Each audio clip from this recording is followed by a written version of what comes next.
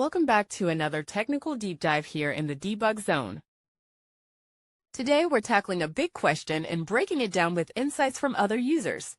Hopefully this clears up some misconceptions and helps you get the answer you need.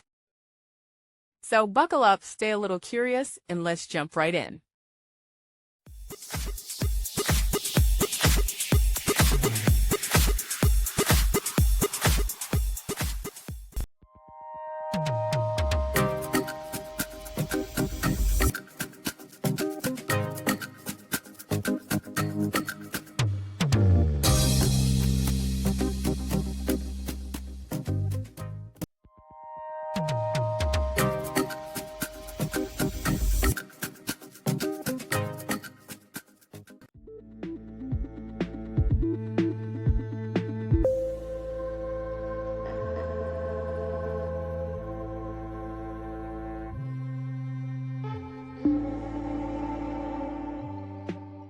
And that's a wrap.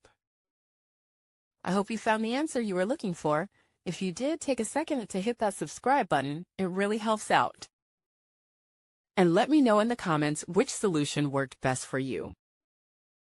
See you next time in the debug zone.